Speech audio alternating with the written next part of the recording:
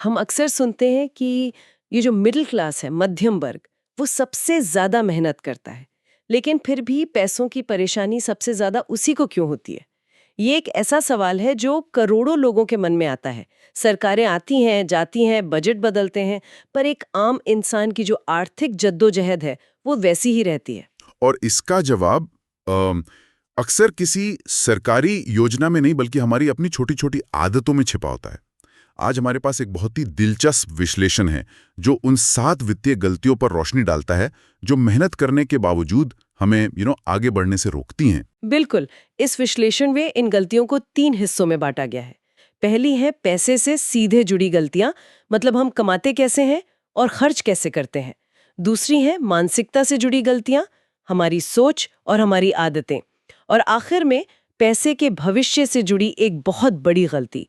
तो चलिए इस गुत्थी को सुलझाते हैं और जरा इसकी तह तक चलते हैं। बिल्कुल। तो पहली और शायद सबसे आम गलती से शुरू करते हैं। जैसे ही आमदनी बढ़ती है, एक नई ईएमआई दरवाजे पर खड़ी हो जाती है। सैलरी में 10% का इजाफा हुआ नहीं कि नया फोन, नई बाइक या बड़ी कार का प्लान बन जाता है। और महीने के आखिर में कहानी वही कि पैसा बचता ही नहीं। ये एक तरह का वित्तीय ट्रैप है। इसे लाइफस्टाइल इन्फ्लेशन भी कहते हैं। मतलब आपकी जीवन शैली आपकी कमाई से ज्यादा तेजी से महंगी होती जाती है। अच्छा। यहाँ मानसिकता में एक बुनियादी बदलाव की जरूरत है। स्रोत में वॉरेन बफे का एक मशहूर सिद्धांत बताया गया है, खर्च करने के बाद जो बचे उसे निवेश मत करो, बल्कि निवेश करने के बाद जो बचे उसे खर्च करो। इस विश्लेषण को पढ़ते हुए मुझे इसी से जुड़ा एक फॉर्मूला बहुत दिलचस्प लगा, जिसने मेरे सोचने का तरीका ही बदल दिया। आय निवेश इज इक्वल टू खर्च, income investment is equal to expenses.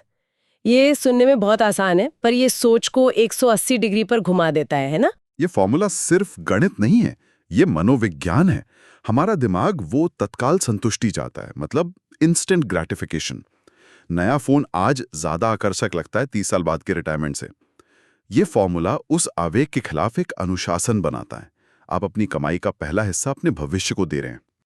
आप खुद को बता रहे हैं कि आपका भविष्य आपकी आज की इच्छाओं से ज्यादा महत्वपूर्ण है। और जब हम निवेश की बात करते हैं, तो एक चीज है जिसे लोग अक्सर खर्च मानकर टाल देते हैं, इंश्योरेंस, जबकि ये शायद सबसे जरूरी निवेश है। बिल्कुल, लोग इसे फालतू खर्च मानते हैं, जबकि ये आपकी सबसे बड़ी आर्थिक सुरक्षा की दीवार है। सोचिए, एक बड़ी बीमारी या कोई दुर्घटना आपकी सालों की जमा पूंजी को एक झटके में खत्म कर सकती है। उस वक्त हेल्थ इंश्योरेंस और टर्म इंश्योरेंस ही आपको वित्तीय तौर पर, मतलब बर्बाद होने से बचाते हैं। और बीमा की बात आ गई है तो लोग अक्सर सोचते हैं, अरे मुझे कुछ नहीं होगा। ये एक तरह का आशावाद है जो आर्थिक रूप से बहुत खतरनाक साबित हो सकता है। और जैसा कि स्रोत में बताया गया है, टर्म इंश्योरेंस जितनी कम उम्र में लिया जाए, उसका प्रीमियम उतना ही कम होता है और पूरी जिंदगी के लिए फिक्स हो जाता है। सही बात है। ये कोई खर्च नहीं है, बल्कि आपके और आपके परिवार के भविष्य के लिए एक नॉन नेगोशिएबल निवेश है। ठीक है, तो पहला कदम है अपनी कमाई का पहला हिस्सा निवेश करना। लेकिन जो पैसा खर्च करने के लिए बचता है, उसे समझदारी से कैसे इस्तेमाल करें? यहीं पर दूसरी गलती सामने आती है, आंख बंद करके खर्च करना।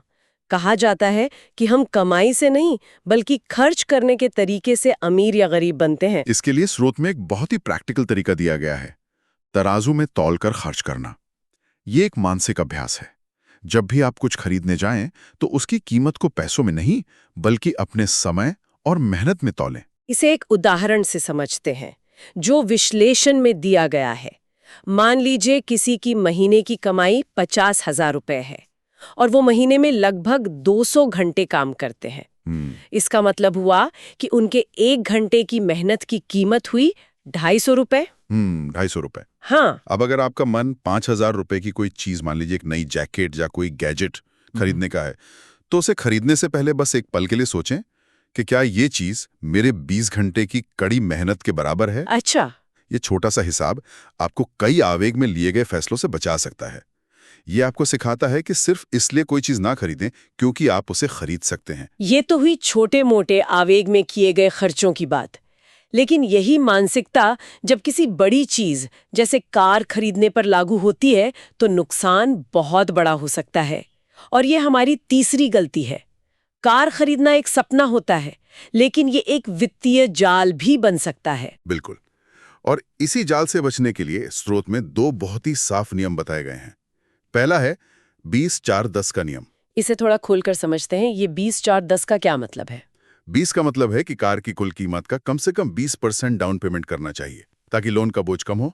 ठीक है। 4 का मतलब है कि कार का लोन कभी भी 4 साल से ज्यादा का नहीं होना चाहिए। और 10 का मतलब? 10 का मतलब है कि कार की ईएमआई आपकी महीने की कुल आय के 10% से ज्यादा कभी नहीं होनी चाहिए। हम्म। बैंक आपको 7 साल का भी लोन ऑफर करेंगे, क्योंकि उससे उनका फायदा होता है, आपका नहीं। लंबे समय के लोन में आप कार की कीमत से कहीं ज्यादा ब्याज चुका देते हैं। लेकिन ये नियम सुनने में तो अच्छा है, पर क्या आज के समय में ये व्यवहारिक है? जब कंपनियां 0 डाउन पेमेंट और 7 साल के आसान लोन का लालच देती हैं, तो कोई इस अनुशासन को कैसे बनाए रखे? यही तो असली परीक्षा है। ये नियम आपको मार्केटिंग के लालच से बचाने वाले वित्तीय गार्डरेल्स हैं। और दूसरा नियम इससे भी ज्यादा जरूरी है। वो क्या है? आपकी कार की कुल कीमत आपकी साल भर की कमाई के 50% से ज्यादा नहीं होनी चाहिए। यानी अगर कोई साल में 20 लाख रुपए कमाता है, तो उसकी कार 10 लाख रुपए से महंगी नहीं होनी चाहिए, भले ही बैंक उसे 15 लाख का लोन देने को तैयार हो। ये नियम आपको एक भावनात्मक खरीदारी से बचाकर एक तार्किक फैसला लेने में मदद करते हैं। ये तो हुई एक बड़ी सोची समझी खरीदारी की बात।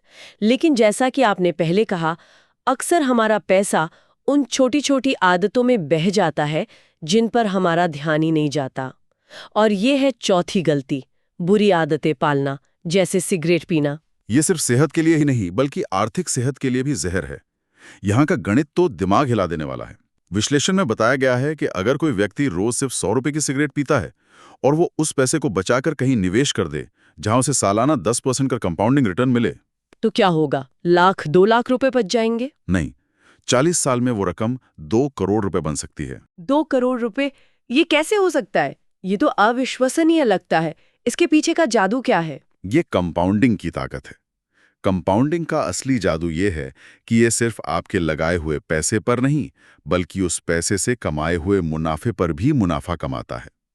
ये एक छोटे से बर्फ के गोले की तरह है, जो पहाड़ से लुढ़कते हुए लगातार बड़ा होता जाता है। वाह! शुरुआत में धीमा लगता है, लेकिन समय के साथ इसकी रफ्तार और आकार चौंकाने वाले हो जाते हैं। सोचिए, 2 करोड़ रुपए। अगली बार जब कोई सिगरेट सुलगाए, तो शायद उसे जलते हुए नोट दिखने चाहिए। ये सिर्फ धुआं नहीं है, ये भविष्य की संपत्ति है जो हवा में उड़ रही है। वाह! ये एक बहुत ही शक्तिशाली नजरिया है। तो अब तक हमने पैसे के मैनेजमेंट से जुड़ी 4 गलतियों की बात की। अब उस हिस्से पर आते हैं जो हमारी मानसिकता से जुड़ा है। 5वीं गलती है मुझे सब आता है वाली सोच।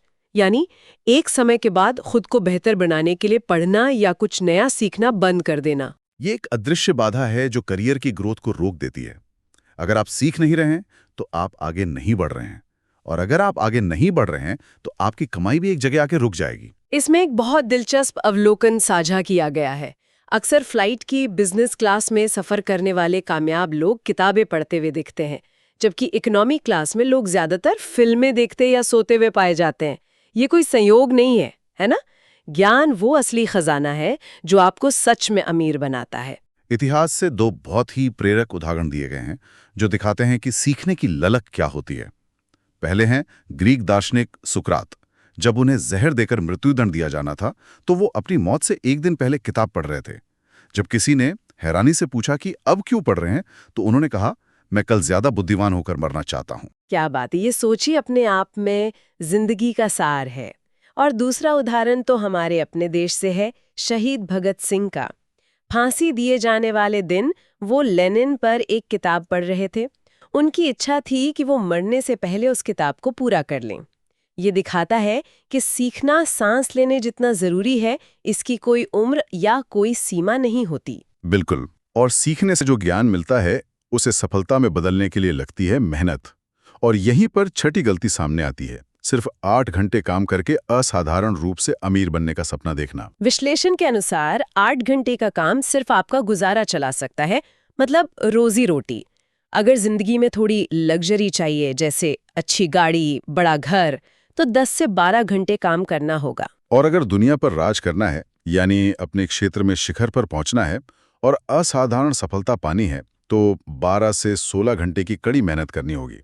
इसका मतलब है कि आपको पार्टियां, घूमना फिरना और दूसरी कई चीजें छोड़नी पड़ सकती हैं। सफलता की एक कीमत होती है और इसका कोई शॉर्टकट नहीं है। लोग अमीर बनने का सपना तो देखते हैं, लेकिन उसकी कीमत चुकाने के लिए तैयार नहीं होते। तो हमने पैसे के मैनेजमेंट और मेहनत की मानसिकता की बात की। अब आते हैं आखिरी और शायद सबसे जरूरी गलती पर, जो पैसे के भविष्य से जुड़ी है। 7वीं गलती है बचाना पर निवेश न करना। यहाँ एक बहुत कड़वी लेकिन सच्ची बात कही गई है। सेवर्स आर लूजर्स, यानी बचाने वाले हारते हैं। ऐसा इसलिए क्योंकि बैंक में या घर पर रखा हुआ पैसा असल में बढ़ नहीं रहा है, बल्कि महंगाई, इन्फ्लेशन नाम का एक अदृश्य चोर उसे हर रोज थोड़ा थोड़ा चुरा रहा है। इसे ऐसे समझ सकते हैं कि आज जो चीज 100 रुपए की है वो अगले साल शायद 106 रुपए की हो जाएगी। सही है। लेकिन बैंक के सेविंग्स अकाउंट में रखे आपके 100 रुपए बढ़कर 103 या 104 ही होंगे।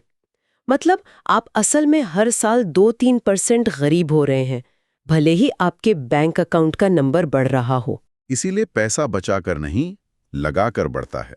निवेश को अपनी आदत बनाना जरूरी है, चाहे वो सोना चांदी हो या फिर एसआईपी और म्यूचुअल फंड जैसे बाजार से जुड़े रास्ते हों, जहां आपका पैसा एक्सपर्ट्स की देखरेख में बढ़ता है। थोड़ा करें या ज्यादा, लेकिन निवेश जरूर करें। और सबसे जरूरी बात, जितनी जल्दी शुरू करें उतना अच्छा। कंपाउंडिंग का जादू तभी काम करता है जब उसे बढ़ने के लिए समय दिया जाए। तो आज की इस चर्चा का सार यही है कि हमारी आर्थिक सेहत सरकारी बजट से ज्यादा हमारी अपनी वित्तीय आदतों और अनुशासन पर निर्भर करती है। ये 7 गलतियां वो छोटे छोटे छेद हैं जिनसे हमारी मेहनत की कमाई बह जाती है। और वो एक फॉर्मूला जो हमें हमेशा याद रखना चाहिए: आय निवेश बराबर खर्च। ये सिर्फ एक समीकरण नहीं, बल्कि वित्तीय आजादी का रास्ता है। इन 7 गलतियों को जानने के बाद एक विचार मन में आता है, असली 8वीं गलती क्या हो सकती है? शायद यह सोचना कि सिर्फ इन गलतियों के बारे में जान लेना या इस चर्चा को सुन लेना ही काफी है, बिना इन सिद्धांतों को अपने जीवन में लागू किए। क्योंकि ज्ञान तब तक बेकार है जब तक उसे अमल में न लाया जाए। असली बदलाव सुनने से नहीं, करने से आएगा।